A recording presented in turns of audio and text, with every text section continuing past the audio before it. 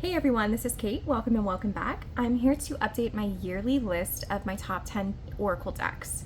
So every summer I do a top 10 deck list of my tarot decks, and then in the fall I round up my top 10 Oracle decks. And I feel my practice has completely exploded and shifted and changed so much from the last time that I made this video that I really am starting to use Oracle almost every single card pull now. And before I was just such a die-hard, no, I'm going to use tarot fan. I feel like tarot is more expansive. I feel like I like the structure of tarot more. I like studying it and learning it. And all of that is so true. But within this last year, I had some decks that come in that really shifted my perspective and made me a massive fan of Oracle decks. So with that being said, I'm going to share with you my top 10 favorite decks today, starting with number 10. Now, I will say I did have to kick a couple of decks off the list that I still deeply love and treasure. There were many decks that I consider to be my favorites that are not on this list. So I think to make a true list of my favorites, I probably have 15, but I wanted to keep to the structure of last year and, make it really hard on me. So with that being said, my number 10 deck is going to be the Bloodlands Oracle. I recently did a video in which I discussed how I use my landscape decks, and so I went into excruciating detail in that video of what the Bloodlands Oracle means to me. So even though it is placed number 10, it is not a number 10 deck. It is not a bottom of the barrel kind of like dead last deck by any means. This is a deck that deeply transformed me spiritually, emotionally, mentally in the last few weeks. Sometimes decks come into our lives exactly when we need it. So even though this deck has only been in my collection for probably about 6 weeks, this deck has deeply transformed the way that I'm processing things around me. So I recently discussed in my tower video, in which I discussed the process of using landscape decks to recover after tower moments, that this deck really was the one that kind of encouraged me to emerge from the Four of Cups kind of stagnant water situation that I was in after a tower moment. And I'll leave a link in the description box below to that video if you want to hear more. But there's something so validating about a black and white deck that for the most part pictures pretty desolate imagery that reminds you that, yeah, this is how it feels right now. Sometimes we need to see our reality reflected back to us in the cards to know that we're not over exaggerating, to feel that sense of validation. And I think that makes us like healthier people as well, because we get to root our panic and our anxiety and our stress into something that is tangible in front of us. And in doing so, we can see that, this is quite a desolate landscape. But even though it feels like it's very barren, it's arid, it's empty, there's still a footpath that has been walked many times. So even though you're at the starting point yet again, you're not the only one that has ever walked down this path before. This path has been treaded by those that came before you. And so a kind of deck like this encourages you to reach out to people, especially with a card like this, that have gone through these hard experiences too. So this deck holds space for me in an emotional capacity, like very few decks I have. Like, there are plenty of decks that hold emotional space for me, but this deck, I guess what I'm trying to say is it takes the list. So even though this is number 10, I have serious doubts about it staying there next year. We will probably see this one start to creep up and rise up, and I'm so thankful to have it in my collection. All right, next I'm going to share with you another deck that I've only had for a few months, maybe probably about 2 or 3 months at this point, and that is going to be my Iris Oracle in this very beautiful shiny bag. I show it every time because it's my favorite bag in my collection, I think.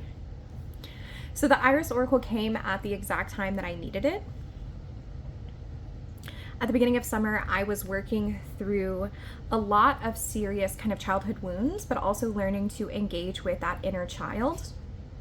And there's something so beautiful and magical about a card called Pink Bubble Fairy, and that is not a stain. That's actually part of the artwork, that bit of a kind of brown spot up at the top. And I find that to be so compelling, that you have like this pink bubble fairy of something that's like fun and bright and gorgeous, but then on that there's this tiny bit of a stain. I find that to be so cool. You have a vast variety of words like good things, cast your sacred symbols, which is such a beautiful thing to receive when you're about to step into that inner child work. Calm within transformation. make it look like the night. So really kind of setting up that ritual space for you. But these stars definitely remind me of that childhood environment, kind of like the stars you used to have that glowed in the dark in your room on the ceiling. At least I had those. Everything will be okay. And then words like dependency. And I did receive this one, and I do struggle with codependency issues for sure. And so it's nice to know that this deck can hold you in multiple spaces as something that can be very intense and very raw. This deck is a perfect deck for someone that I think has a lot of Cancer placements. I have a Cancer sun, and this absolutely feels like a Cancer deck between the language of symbolism that is presented here. The hold. Some of the kind of family themes and the themes that kind of naturally are linked with childhood. But then also there's an era of a bit of high priestess to this. Between twin, you can see with the moon on the forehead, something that is never truly yours. There's a steeped sense of lived experience within this deck, a steep sense of wisdom, and I highly, highly recommend it to anyone that is ready to do the hard work. This is not a light and fluffy deck. I really think that it requires you to show up with all that you are. But in the same sense, it will meet you there and it will help you through that. No one is yours but you. Body as a house. I have a card that is the lonely journey of a priestess that has been sitting on my altar since I pretty much got this deck. And it has been guiding my work with the high priestess this year. And so this is interesting. It's like a Cancer deck. It's a high priestess deck. There's a tiny bit of nostalgia, but at the same time, it is a deck that can kick your ass. And also reaffirm you. I think you can do a whole reading, very large readings with this, and get a lot of nuance. And that's what I appreciate so much about it. So this is the Iris Oracle.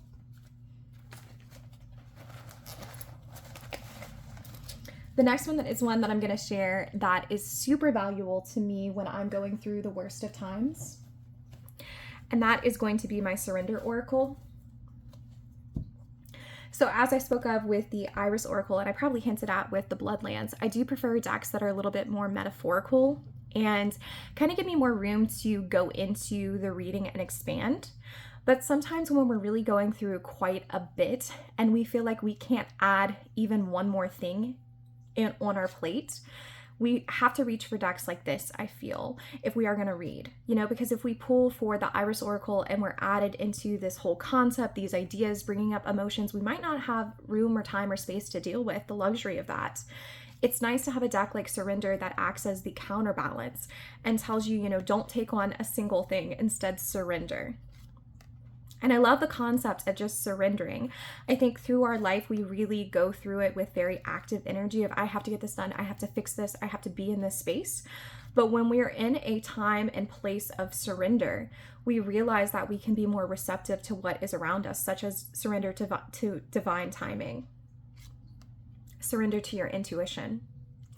I use this deck quite a bit to read for clients. As a matter of fact, I'm going to a tarot party Halloween event tonight, and I'm definitely going to bring this deck because even if its artwork is a little outdated, things like that, I don't care. I think it makes the deck even more interesting and even more compelling because it forces you to really kind of look at what's going on and say, what is going on inside of this image? And then you have the chance to read the message that's on the bottom. I really like the action steps of this deck. I think that this is one that would be really beautiful for daily card pools to remind you to be receptive to what's around you and to be present. But also some of the cards do ask you to take an active role in your life, such as this one. But I love the action steps because I feel like especially someone who is newer to tarot or someone who just feels like their practice is so busy they can't add another thing, one card from this can really lighten the load. And I've let these cards be messages or anchors that I've kept on my altar for quite some time to really guide my overall life themes. So the Surrender Oracle always has a beautiful place in my heart. If I lost this deck, I would absolutely buy it again. I don't have a lot of decks that I want 2 copies of, but that deck in its immediate ability to be used. It could be read right off out of the box. It can be read with so many different people. Is a deck that I would absolutely repurchase if something were to happen. All right, next I'm going to show my Faceted Garden Oracle, and I can thank this deck actually for making me realize that I loved oracles. This was one of the first investments into an indie deck, an indie oracle that I had ever purchased. And I really appreciate the fact that it is set in the setting or the landscape of a garden. As someone who is an avid gardener, as someone who really tries to maintain connections to the spirit of place around her, this is a deck that reminds me to tap into the pulse of what is around me and to be mindful of that, to look for the pillars of strength within my own garden, such as my beautiful, gorgeous live oak trees. I have two that are just absolutely huge, and they kind of spread out like this, acting as that pillar that also influences everything that is around it. They are the anchor species in my yard. There's something that works like a charm when I use this for reading with other people, because it turns out that my mind will kind of get a little bit of a download of like, maybe I don't need to read this keyword, but instead I need to focus on a small part of it. Say for example, like this jewel that's in the middle. And I always kind of trust my gut and where to go with that, because every single time I look at the image and I see a tiny little bit, I know that that's going to be integral to the reading and really important. And so I get incredible readings out of this. This is really well loved by the people that I read for when I go to events, and it's very well loved with me. There's something that is beautiful about these broader concepts. And I've been thinking a lot about like my 9th house stellium. I have a 9th house stellium, and my 9th house is in Taurus.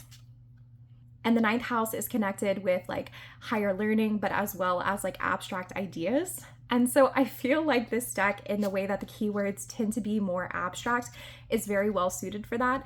And then of course with Taurus being a earth sign, something that is strong and something that is so steady, this is a deck that instantly in my mind just clicks between the openness and the broadness of the keywords and the earthiness and the kind of like stability of the content. I read really well with this deck and I love it eternally. So another one that I wanted to share by the same creator, which would be Claire Mack. I feel like both of them are important to my practice, so I included both, even though that might be a little redundant to watch, but they're similar and different. The one that I want to share with you is the Illuminated Earth Oracle. So this is by the same creator. And when I got this deck, I actually thought it was going to be more of a geology-based deck. This was the first one that Claire Mack produced, so this one came before the Faceted Garden, and I thought it had more of like a strict theme of geology, which I personally really love as someone who just loves theology and paleontology overall. And so when I got it in, I was a little bit thrown off because I was like, wait, there are like way more people here. Like, why are there so many people? But I ended up really liking it. This is a deck that acts as a bit of a bridge because it still has some of this more abstract language. But I feel in a sense that it's a little bit less abstract than the Faceted Garden. So when I want to sit in this image of nature, but I want to have a little bit firmer of a tangible reading that I can like instantly apply, and like I'm just kind of doing like quick and dirty readings, this is the deck that I go to. You know, we still have water, which is more of a conceptual card, or abundance, which is kind of like in the middle, I would say. But then again, you get all of the people in this deck to really feel like it's very actionable and relatable to you in that moment. And I'm not saying that Faceted Garden isn't. I just think Faceted Garden is a deck that I prefer to journal with, to take a lot of time with, to have on my altars, whereas this deck is very good for like more quick and dirty readings because it's a little bit more grounded in its immediate usability. I truly think that both of these decks are tied. I let this one kind of slightly overcome Faceted Garden in the list just a little bit because I have been using this one more, but honest to God, they are side by side. It just depends on what I'm trying to use it for that I grab one or the other. So this was the Illuminated Earth Oracle. Next, I'm going to go to one that I bought kind of on a whim, and it ended up being such a beautiful, positive experience. And that is going to be my Soul Trees Ascension Oracle. Sorry, y'all can keep hearing the AC cut on. It is still very hot, so I can't exactly turn it off. But I will try to dampen the sound so it's not blaring in your ear. I fucking love this deck.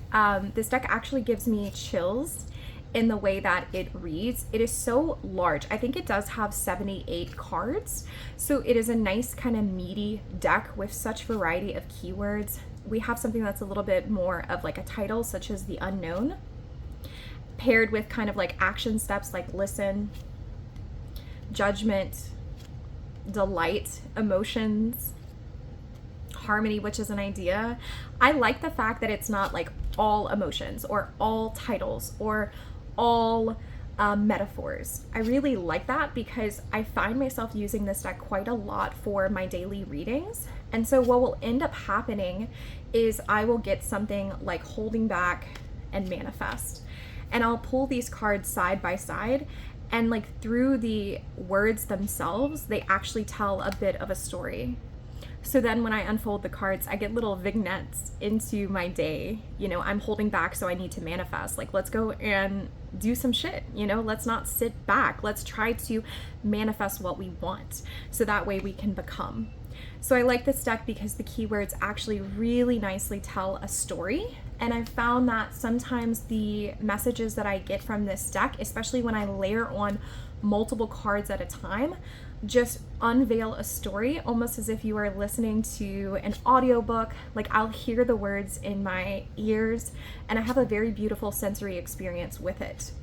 I actually get quite a lot from the images, even though, I mean, it's basically the same tree drawn again and again and again. But to me, I actually really like that the subject matter is very similar, because it's almost as if you are in this landscape with this one particular type of species and you're getting an opportunity to see it progress.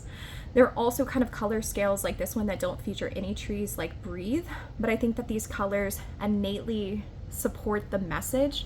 And so even though I don't have like a deck like Color Mage Oracle or anything like that, I think that this deck could still fit within that space because its use of color is so intentional. So this was the Soul Trees Ascension Oracle. I'm not sure if it's in print or if it's out of print. I'll leave a link in the description box below to it if it is in print. I bought it from ATV Tarot, or AV Tarot. Yeah, it's AV Tarot on Etsy, which is a realtor of secondhand decks. I buy from them quite often, especially when it's indie. All right, now we're on number 4. Sorry, I haven't been saying the numbers as I've gone. But the next one is going to be another one that I think is out of print, and that would be my Secrets of the Mystic Grove. I fucking love this deck. This deck has supported me through some very serious times in my life. I saw this on a tarot channel, and before the video was even done, I purchased it, and most of the time I do not do that. But I felt like I needed this deck in my life. I quite frankly feel like this deck is me. I love bright colors like this, especially the moodiness of the colors. But it is essentially like women that are following this kind of natural landscape and interacting with it. And we have here like Io moths, which are really common where I live, surrounded by some poppies, which are not common, but of course poppies are known and associated with that rest, with that sleep. And I oftentimes think of the Io moths, how the caterpillars are really, really damaging and harmful to touch. They will sting you. And so there's this concept of you have gotten stung, now the caterpillar has transformed into this beautiful moth, and you need to embrace that rest. So for me, it's not so much that the keywords are giving me a meaning, even though I do look at them, but I'm actually really able to kind of look at the animals, and that kind of acts as a way for me to keep moving forward in the deck. So this deer, for example, I mean, I've absolutely seen a deer kind of jet across the road or even jet across the forest, and they always move with such action. And so that definitely is the concept of moving forward to me, is that I can actually see this deer move forward and kind of jump around. So it's such a nice touch that some of my favorite animals are present in this deck. And it always is that I know what to look for. So this right here looks like a Grandpa Ott Morning Glory. I have some of these flowers in my yard. My dad gave them to me and I can't remember what they are, maybe flame lilies. And so there is a concept here with between the two things that are growing in my yard of like having that sanctuary in my home, especially with like the Morning Glory, the Ott kind of wrapping around her. So I don't know what it is about this, but the artist, the creator of this deck, we must live in an environment that is similar or have similar taste in nature, because I really see quite a lot of what I have gardened, which I have subscribed like spiritual significance to, such as this gold fritillaria. I actually have a tattoo of one, or one that looks kind of similar to that. This tiger moth, which features on my channel's art page. It's like we're interested in the same stuff. So this deck was created for me in mind. I know that isn't the truth, but it is a deck that feels like it was created for me because it fits that specifically and so perfectly. So this was Secrets of the Mystic Grove. All right, next we're getting into a one that is absolutely so treasured in my life. I can't get enough of it. And this is one that actually got some pretty serious water damage. And I cried when I saw the water damage. But I think it's still very usable, and I think it's part of its journey. So this is the Lucille Clifton Oracle. I'm going to put it down and I'm going to go through it slow.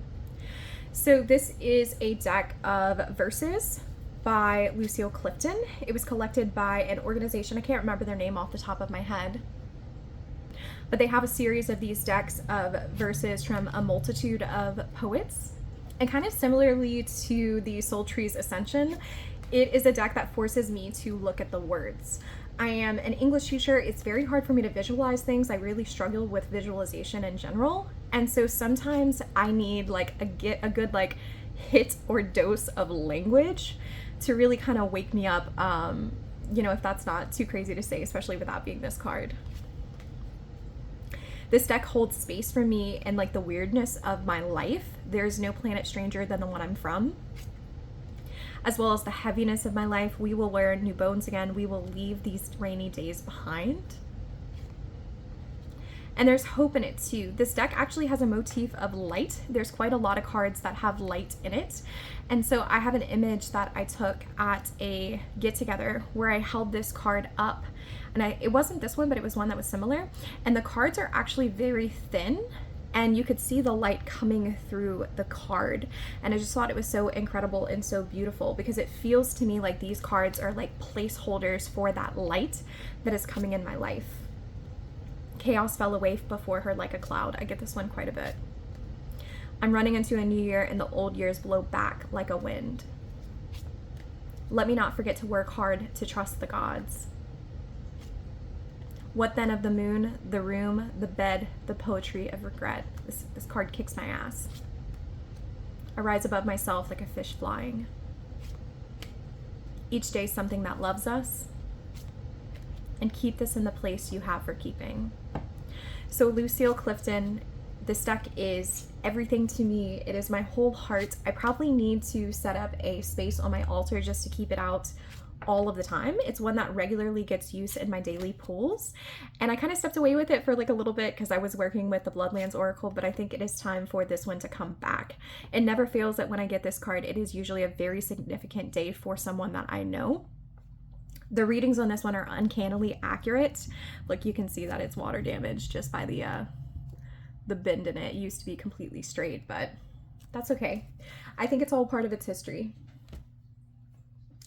All right, now I'm gonna go to one that maybe seems like a little radically different from the rest. I think we all kind of need a mass market, more kind of, I don't wanna say it, but I do wanna say it, kind of basic oracle that we love and we just can't get enough of. And mine is the Queen of the Moon Oracle.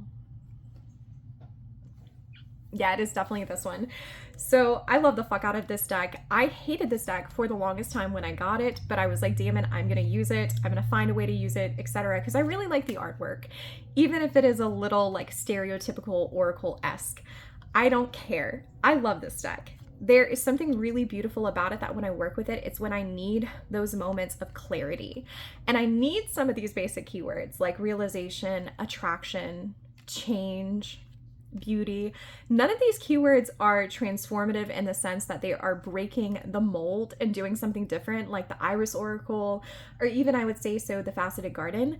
But with that being said, sometimes you need a basic keyword like acceptance, because in our lives, sometimes these basic ideas and these basic keywords are actually the hardest ones for us to grasp because they're so common, because we run into contact with them so often. Sometimes we have to come back to a card like boundaries, boundaries, boundaries again and again and again before we're able to understand what that card means. And so I like its simplicity. I like its, for lack of better words, focus. I like the fact that this is a deck that is instantly very usable in the moment. And I think it's a deck that can support you along any part of your journey, whether that be at the very beginning of it, in the middle, or at the end. But like they do have some keywords that are really interesting, like discernment. This is one of my keywords that I oftentimes get from this deck. I actually pull this deck a lot when I need to hear that keyword. So I do feel like I have a strong kind of magical bond to it, to where sometimes I need to get this keyword and I pull it quite a bit. And I don't know if I have another deck that has this keyword. So that bond is definitely there. I've pulled protection quite a bit because I'm a Cancer, so I self-protect like crazy. But with that being said, I think it is worth revisiting some of these more simpler concepts in our life and giving our space to hold that. You know, sometimes we're not doing crazy things like, you know, the lonely journey of the High Priestess, like the Iris Oracle. Sometimes we really just need to be told, get your ass in action. Or what are you hungry for? That can still be a very deep reading, even if it's not super metaphorical. So Queen of the Moon, I have someone in my life that uses this deck often who I consider to be a really awesome tarot reader. And so it definitely is one that is very treasured in my life. And then last, we have arrived, and y'all know what it probably is. It is going to be my Story Through Stone deck. I think that I keep putting this deck first and so high on the list because it is a deck that is so innately paired with my tarot history, but because the deck itself is so incredibly impactful. So when I was first learning tarot, I'm talking like 2 months into learning tarot, 1 month into learning tarot, the first resource that I found was the Archetypal Tarot podcast by Sandera Quackenbush. And then I cannot remember the name of the other person that was with her. I'll leave a link in the description box below. Eventually, Sandera Quackenbush kind of took over the podcast by herself. But she is the creator of this deck. So her father passed away, and before he had passed, he had collected all of these stones, and she decided to photograph these powerful stones as a way to commemorate his legacy. Sandera is someone that really beautifully believes in the power of stories. And so there's something beautiful to me about coming into contact with this deck and getting to know that the story is not being told to me directly, but rather instead I get to write the story myself from what I see, from what I experience, from what my intuition tells me is the most relevant. So I can pull 2 or 3 cards or 3 cards of this, and I can make a little bit of a, what do we call it? Like a tableau to engage with.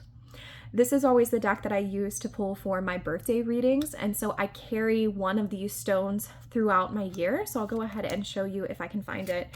This is actually my stone for this year. And I personally thought that it was the Hanged Man. It looked like the Hanged Man, but then I overheard someone in a video the other day, they had tagged me describing this as looking like someone that was the Fool.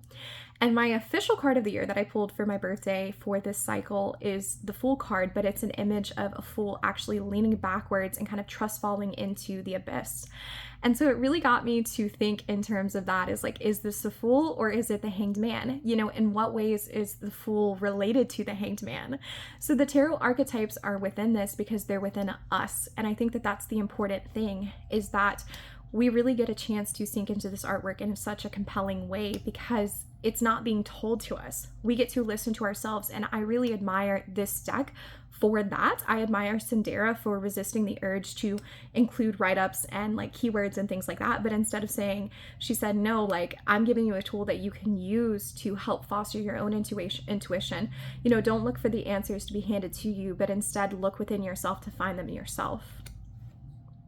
This was the card from my last year. I really felt like I was kind of walking over this cliff with an open heart, my chest out, ready to receive this heart. And this person was ready to give it to me, to meet me in the middle, to meet me in this place of an open heart and to build those connections. And I will definitely say for my 28th year of life, that definitely was the truth.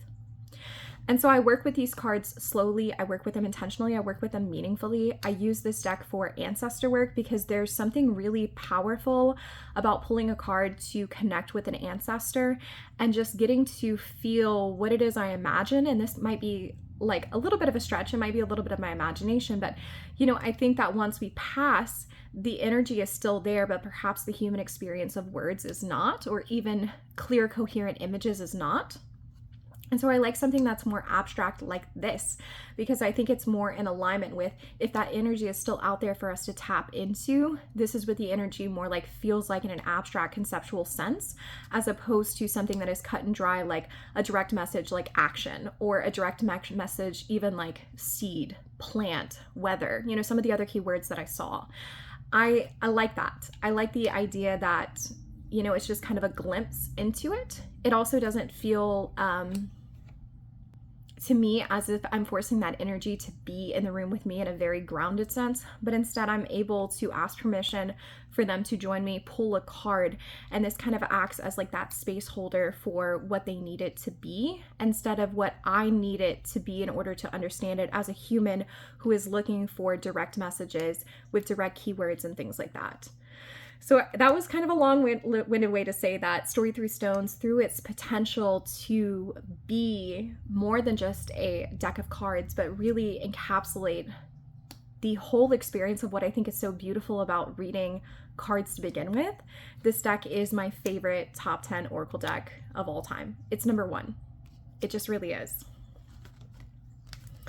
Alrighty guys, so that was my top 10 decks. I really love making this video. You can probably tell throughout it that I'm smiling the entire time.